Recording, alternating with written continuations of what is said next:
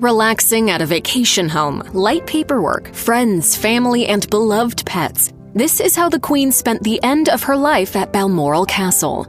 The death of Queen Elizabeth II was heartbreaking for not only the family who knew and loved her, but also for people worldwide who had never known a time when she wasn't on the British throne. Wars, natural disasters, terror attacks, political coups, and assassinations all came and went under her 70-year watch, yet she remained a constant throughout, resolute and calm. Former British Prime Minister Sir Tony Blair said of her guidance during his time in office, "I found her not just useful, but sometimes deeply insightful." Although it was accepted that a 96-year-old monarch was approaching the end of her life, the Queen's death still came as a shock of its suddenness. While she had been scaling back her official duties because of her mobility issues, she was active and on her game up to the end.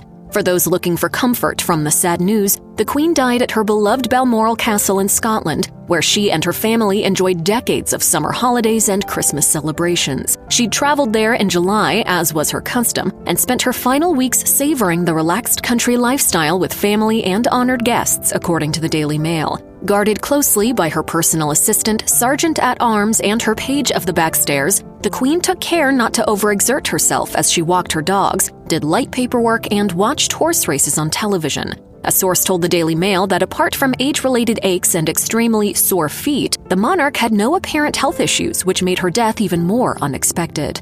The Queen was surrounded by love in her final weeks. Over the summer, visitors included her son Prince Edward and his wife Sophie, Countess of Wessex, who was widely known as the Queen's favorite, according to the Sunday Times.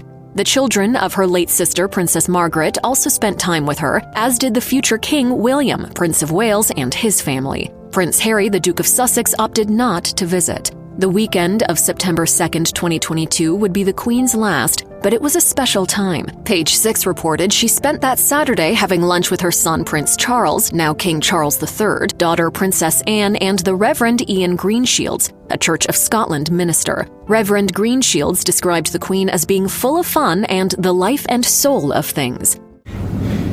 Oh, really?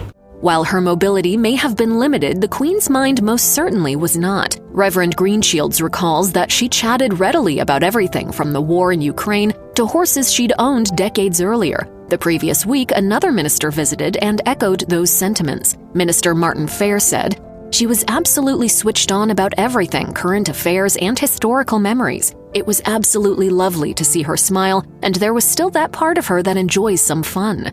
Just 2 days before her death, Queen Elizabeth met with Liz Truss, the newly elected British Prime Minister, in the drawing room of her Balmoral estate. While waiting for the Prime Minister, the Queen graciously let photographer Jane Barlow take a few candid shots. The now famous pictures of the Queen in front of the fireplace would be the last the public would ever see.